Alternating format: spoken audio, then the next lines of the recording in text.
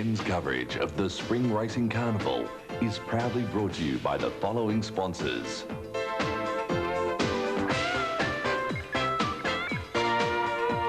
Telstra.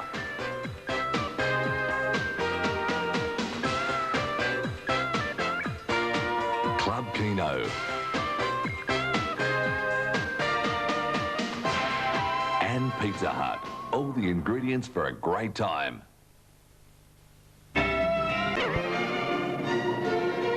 Cops Hurdle, and Pete might have one final question for you before we have a look at the horses. Yes, part-time fighter pilot. Is there anything you can't do? Play golf. Yeah, I was going to ask you about your golf handicap, but the life of a professional jockey now, Damien, the fact that you are jetting in just a couple of days before the race, that's something that you guys just have to learn to live with now, isn't it? Yeah, it is. Unfortunately, I'm still a little bit fresh with the form in Australia, so it's definitely a little bit easier for me than jockeys might like Mick Kinane, but you know, it's a great privilege to come back and ride in such a race like this, so you know, you do look forward to it. All right, all the best to you, Damien, and Peter and Jenny, you take it away because I know we're getting close. Thanks for joining us. Thanks, Damien. Thanks very much, Tim, and we'll look forward to catching up with Damien later in the day, perhaps as a Melbourne Cup winning jockey again, Jen. Well, perhaps, and he's riding in fine form too over in Hong Kong. He's world class, no doubt about that. Let's have a look at the Crazy John's Cup Hurdle, as I said, named after Letzi. Well, not really, but we're going with that. 10 past 11 is the starting time, and the scratchings are numbers 12, 16 and 17 from race 1. So we have a field of 14 to run, Jen, and first of all, let's take a look at number 1, Harlem Town, the South Australian visitor. Yes, well, he's got a very good record over the hurdles over this distance back in Adelaide. It's quite hard to fault his form there, but he has been to Melbourne once before and he did struggle on that occasion. I think he's just going to find this a little bit tougher with his big weight. Number 2 is Leading Bounty, trained by Gary Carson, ridden by Andrew Moore.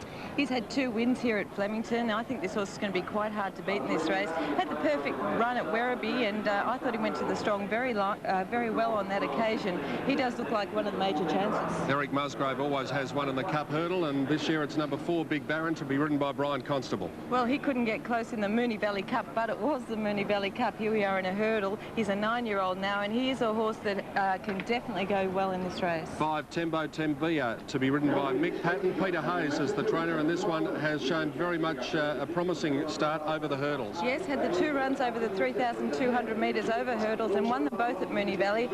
Then had a couple of runs on the flat. I think you do have to respect his chances here. 6, Teak Street, to be ridden by Wayne Smith, trained at Swan Hill.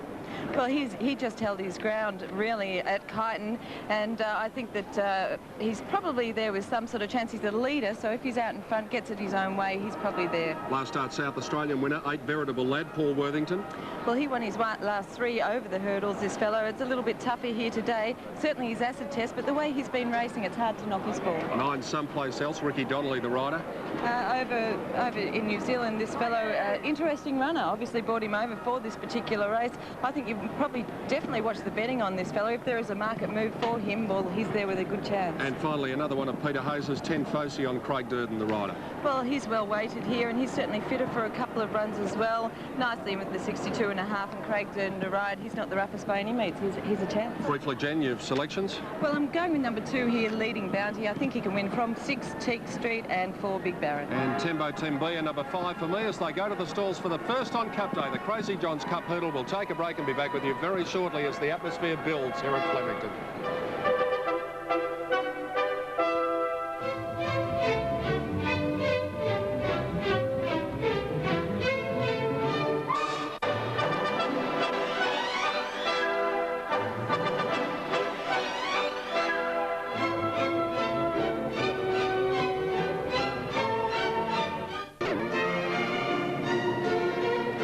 Doesn't Royal Flemington look a picture from the Whitman's Lightship as we look at the start for the first event? It'll also be the Cup start, the Crazy John's Cup Hurdle. They're about to move into the gate. Starting time 10 past 11, an early start. Field of 14 here, and as they get set to move in, let's check what tote punters have made of race 1 with Dan Malicki. Very open affair, as is just about every race on today's program, Pete. Harlem Town, easy on track, $9.30. Leading Bounty, challenging for favouritism at $6.30. Big Baron, $7.30. Tembo Tembia at $4.40 is the tote favourite. It's $4.40 the win, 2 even for the place. Teague Street, Long Time No See, Veritable Lad, Someplace Else, all at good each way value on the tote. Number 10 is Phocion, well in the market, 870 and 320. Oh Lord at 22, Star Tacky's 38, Delgence 54, and Prince of Love at $64. And I'm sure the saintly fans would be cheering on Oh Lord in the first. Runners are at the barrier for the Crazy John's Cup Hurdle.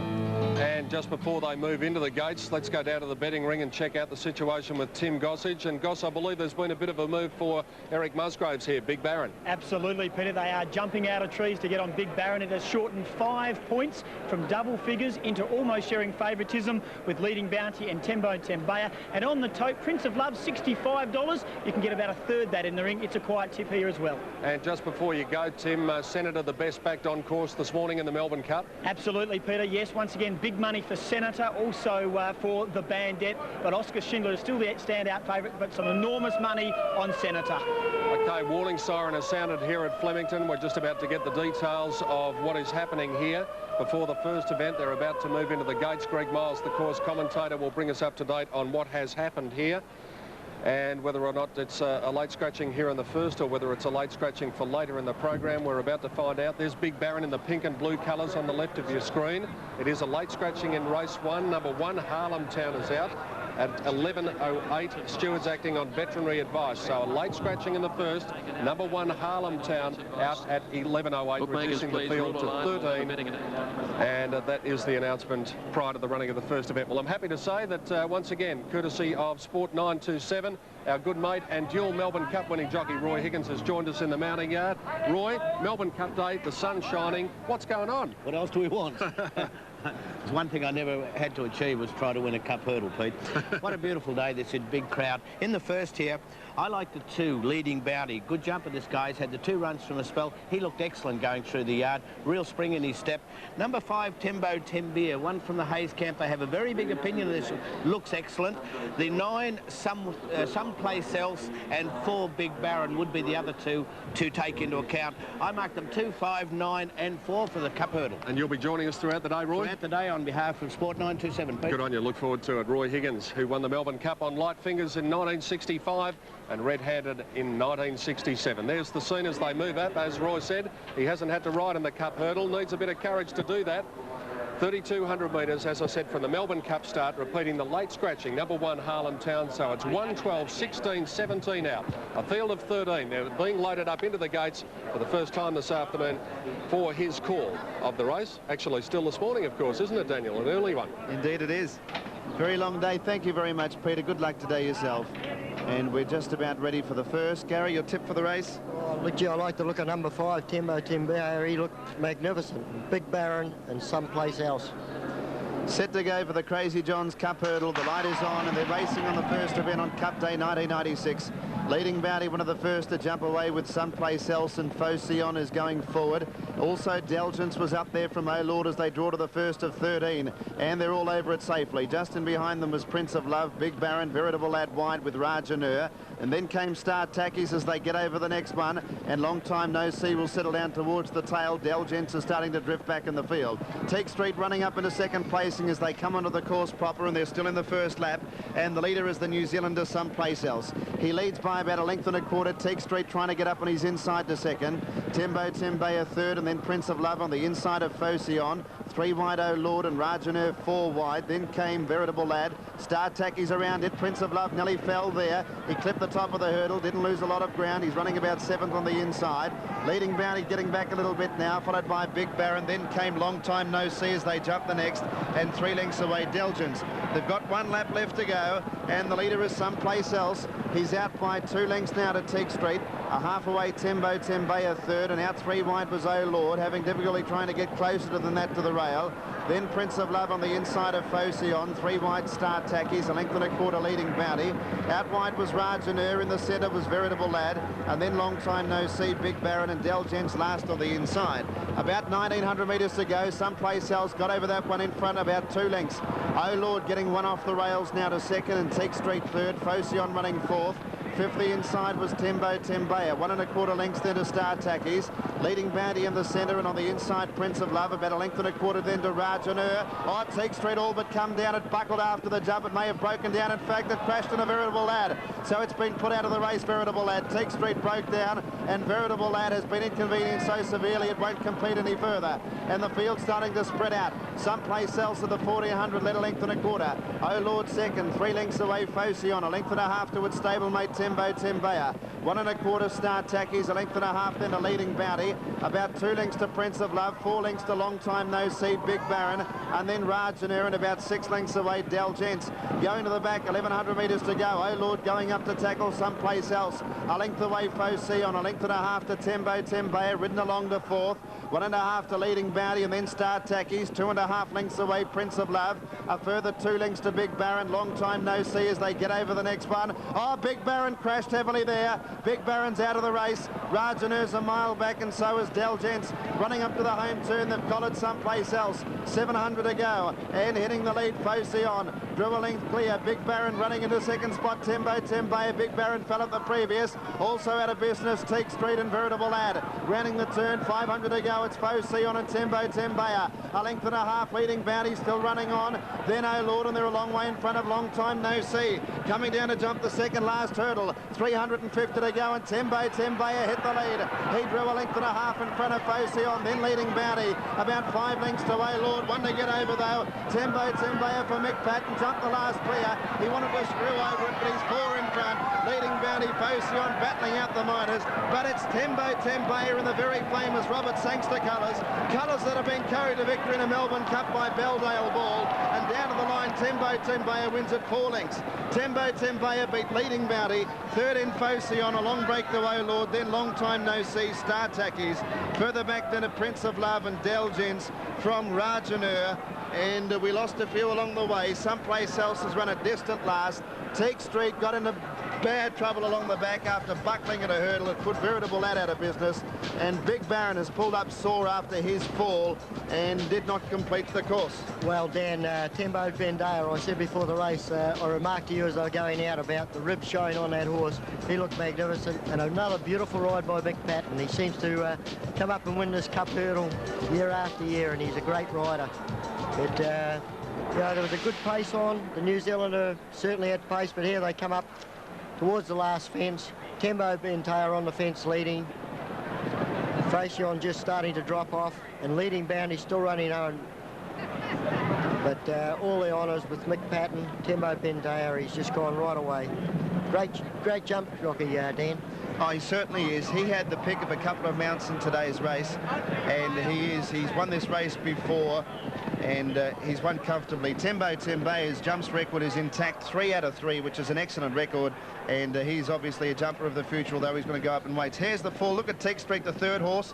Just hit that and then buckled on landing here, and I think she broke down. I'll check for you in a moment. Yeah. Look at Tembo Tembea. It was lucky to get around, wasn't it? Was it ever? Leading Bounty lucky to get around. They crash into her, and then Veritable Lad wasn't so fortunate. He got knocked up right against the rails. He's a great jumps jockey, isn't he, John Letts? This is the Melbourne Cup for the jumps jockeys today. Johnny Letts, Mick Patton, the winning rider. He sure is, Dan. And gee, coming back to scale, when you look, you see Andrew Peacock's colours and Robert Sangster's colours in the hurdle race. How times have changed, haven't they?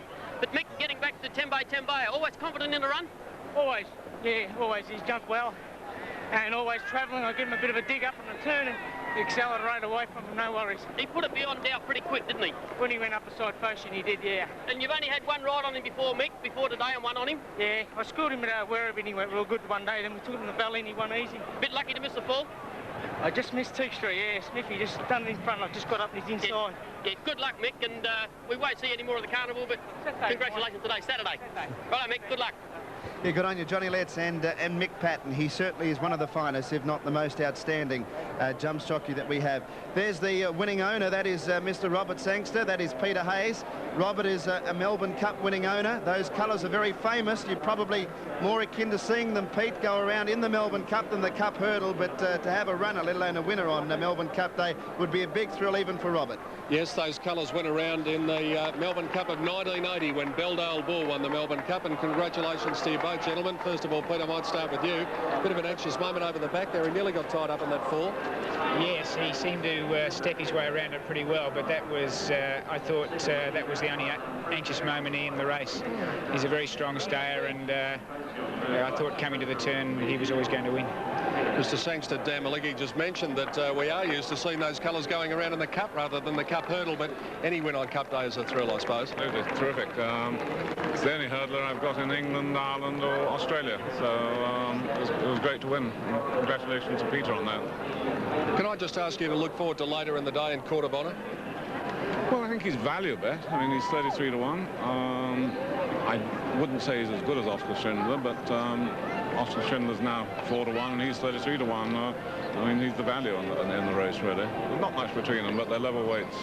You've been coming here for a long time now. Do you still get excited about Melbourne Cup Day? Very much so, but I've just seen Ollie Lahan, the owner of Oscar Schindler, and his hands are shaking all over the place. He wished it was over. Thanks for your time. Congratulations. Okay. Robert Sangster from the Swettenham Stud, the winning owner with Tembo Tembaya here in the first event. Numbers 5, 2 and 10. Time is 3:28.6, and that is equal to the track record. So the track is in perfect order. The racing's going to be great, and we'll be back with the correct weight signal and the dividends on the Crazy John's Cup hurdle after this break.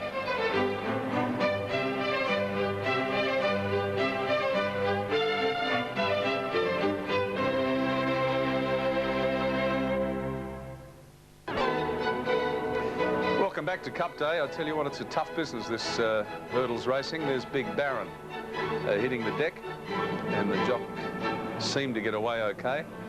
And give you another look at it. It's having done a little bit of show jumping myself, I can tell you. Not another look at this stage. Having done a bit of show jumping, I can tell you it's a dangerous thing to do, go over the hurdles at any stage. We're after correct weight for the first, the Cup's hurdle, and I'm pretty sure we're just about to get it. Here's Mr. We do have correct weight. Yes, we got correct weight already. So that means, Danny Malecki, you can pay us some dividends right around Australia. I'll pay you, Tim. You give me the money and I'll pay. Thank you, Tim. The first event on Melbourne Cup Day, Tembo Tembaya, 4 even and $1.80. From Leading Bounty, $2.40, and Focyon, $2.70.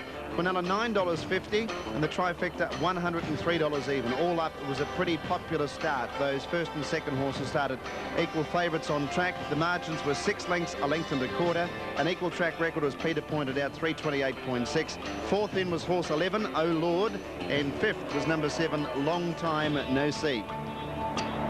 Thank you, Danny. Presentations are ready on the track for the first event on Melbourne Cup Day. Here's Rob Gaylord. Thank you very much, ladies and gentlemen. Presentation time for the first on Cup Day for 1996 and the Crazy John's hurdle. Representing the VRC, would you please welcome Mr. Robert Hunter. To make the presentations on behalf of Crazy John's, Mr. John Ilham. Thank you, Rob. Good morning, ladies and gentlemen, and welcome to the first of what I hope will be many exciting races to celebrate the 1996 Foster's Melbourne Cup. The Crazy John Hurdle was brought to you by Mobile World Communications, a relatively young company that specialises in selling and servicing mobile phones, and lots of them. With 10 outlets spread across the eastern coast of Australia, we are now the largest Telstra mobile net dealer in Victoria.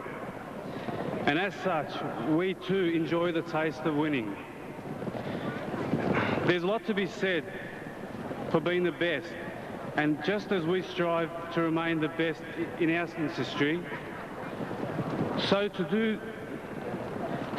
do the owners, trainers and jockeys who participated in the first race.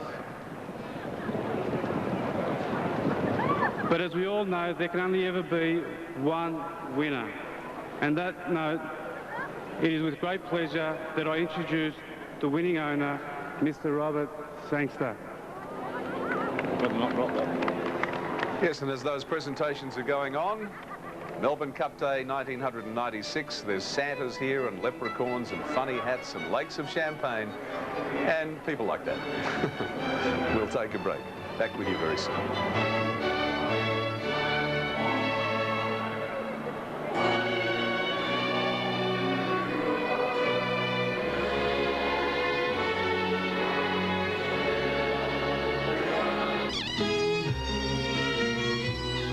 That's what it used to look like since the great Archer won it in 1861 and 1862.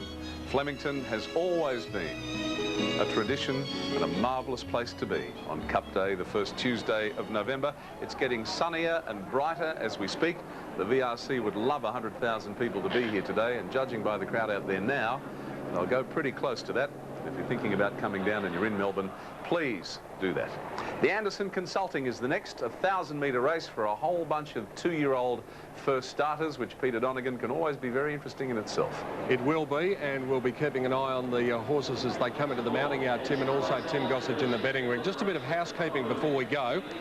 There is a late scratching, number 1 Coachwood at 11:28. In race 5, number 1 Coachwood, a late scratching at 11:28. There is a riding addition in the 3rd race, number 19 Esther Kelly. Important change here, D. Gauchi goes on. Darren Gauchi on 19 in the 3rd. And race 4, number 16, Eastern Horizon. Greg Childs takes the ride, replacing Glenn Boss. Glenn Boss won't be riding today. Neither will be Rodney Griffiths, so we'll need a riding alteration in race 8 for Rod Griffiths' mount in the 8th event there. Now, as I said, Jen, the 2-year-old, briefly, what did you come up with, and we'll be keeping an eye on them later? Well, I like number 2 here, Pete. He's only had the 1 start, Grego, and he was quite impressive, I thought, anyway, at Cheltenham, and I think he's drawn the right part of the track. That's very important here. The outside was so much faster on Saturday. I think it will be once again here today. The second I put in the most impressive first starter last start, that was number 1, Le Mans. He really did win so well at Caulfield. I think he can go well. And number 14, Richland, I've put him in for third spot. Yeah, I've gone for Le Mans. I'm worried that he's drawn on the wrong side of the track, but if he does come over, I think it'll be very hard to beat on that Caulfield. That's obviously going to be the concern. Of course, it'll give us a good guide as to what's going to happen later on in the races too. Right, let's see what the tote punters have made of it early, and we'll also check out the Melbourne Cup totes. Here's Dan Malicki. Peter Le Mans at 460, 180, challenging Grego for favourite, 360 and $1.30. $13 for number 7, Gurok, in the stable of Peter Hayes, who won the first race. Now, others in the market include number 12, Leah, at $17, 13 Likely at $10.10, 14 Richland at $7.20. And then Sir Talek Zamorano and Rancho Red in the market. Eddie Casso is the rider of number 18. The Cup, race 7, Doremus at $8.90. Oscar Schindler, the tote favourite, just at $6.90 by 10 cents. Saintly at $7. Nothing Like a Dane, $7.70.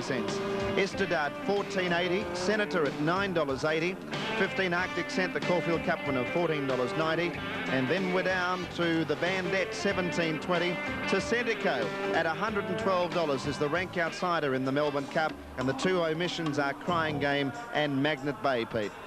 Thank you, Daniel. Well, always we need to look at the 2-year-olds before they come in, the first starters, and we need to have a look at the betting ring as well. Doing just that, here's Tim Gossage. Thanks very much, Peter. Well, the punters have sort of undecided. Le Mans, Grego and Richland are the 3 they want in the opening market. In fact, Richland is 6-1 on the total, I've noticed. Half that in the bookmakers ring. And on the Melbourne Cup, there's some money for Oscar Schindler. Now, in a half point, the outright favourite for the Cup. Righto, Tim Gossage, and he'll be keeping an eye on all the fluctuations down there in the betting ring, Tim, and we'll report in with him and with you just before the start of race 2 at 11:45. We'll look forward to that. It's Melbourne Cup Day of 1996. A lot of interest. Bart's won 9. Can he make it 10 with Saintly? Oscar Schindler here, of course. And you wait till you see this horse if you haven't seen him before. He is absolutely beautiful. And there's some beautiful artwork of Melbourne Cup Day. And as I said, the day is getting sunnier. It's a little bit cool, but that'll be perfect for the horses, perfect for the people here. And we'll take a break. See you soon.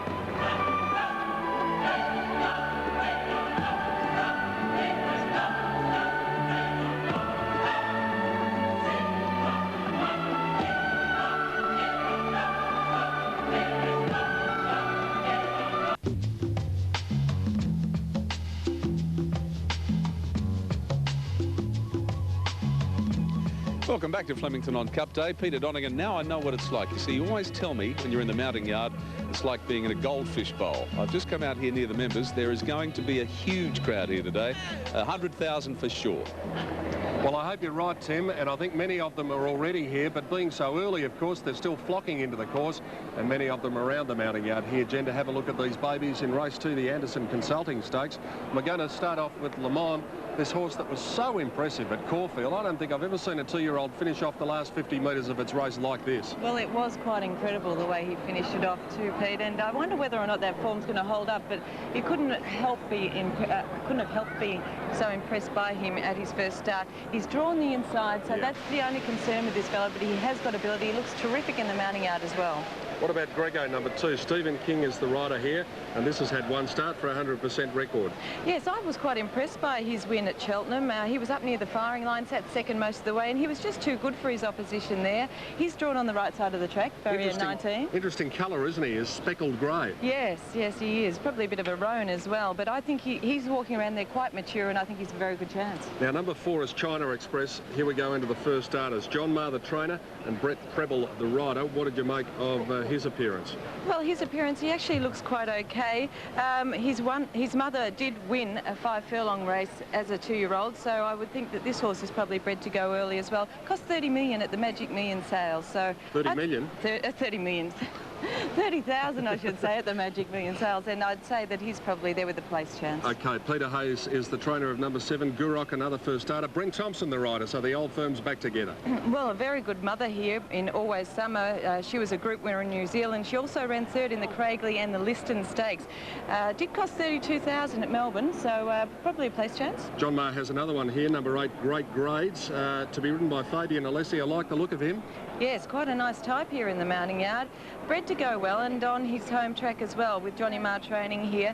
Half-brother to a few good horses that can run, and I would say he's an each-way chance. Just about the best named horse to race today is number 9.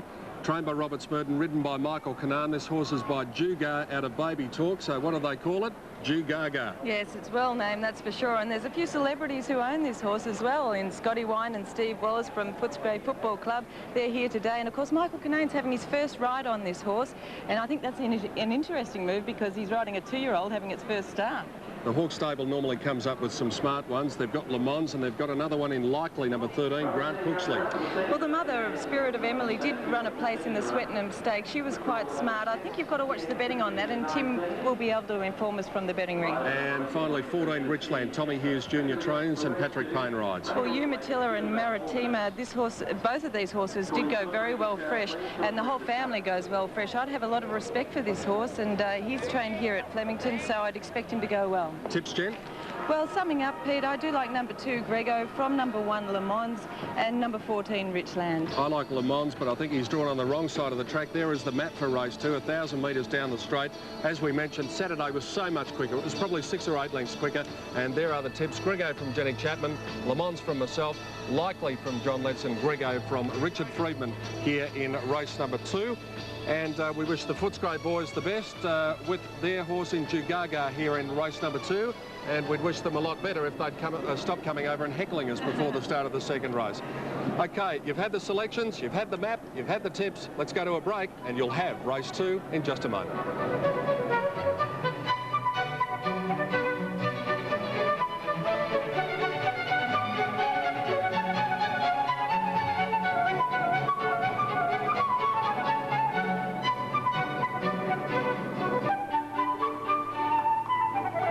Welcome back to Network 10's live and exclusive coverage of the great day, Foster's Melbourne Cup Day at Flemington, and we have a very pleasant morning, which I'm certain will develop into a great afternoon as we lead towards the great race at 20 minutes after 3. Well, these 2-year-olds are on their way up to the stalls for race 2. We said we'd check in with Tim Gossage here, and as we continue to look at the tote figures there for Le Mans and Grego, 2 of the popular ones. Tim, bit of specking for Leah, one trained by Jim Mason here. Absolutely, Peter. Leah is 16-1 on the tote, about 6 or 7 points shorter in the ring. It has shortened in about 5 or 6 points. Yes, the money is for Leah, and there's one down the bottom too called Zamorano, being kept very safe. Some late money for it at double-figure odds. What about the cup action, Tim? Anything happening down there at present? Still good money, Peter, for Oscar Schindler in a half point. It is the outright favourite, but the good money today definitely on the Senator. Tim Gossage reporting from the betting ring on the Anderson Consulting Stakes and also the Foster's Melbourne Cup. And there's a man who's going to have a big say in that race, Gregory Hall. He'll be riding Istedad, a fellow who Roy Higgins has had a bit to do with over the years. And have you been whispering in his ear what to do, Higgs, or is he a big boy now? G Hall has a big say in everything. It wouldn't matter what. I think there's a bit of guesswork in the second here. A lot of these horses did look very green parading down in the backyard. Of the ones we know, the 1 and the 2, they both have performed very well at their only race starts. I marked the 1 on top. He has drawn in, which is a bit of a problem. Of the newcomers, number 4, China Express, and number 12, Lear, the one that's been well fancied. Does look a bit of a runner, this guy.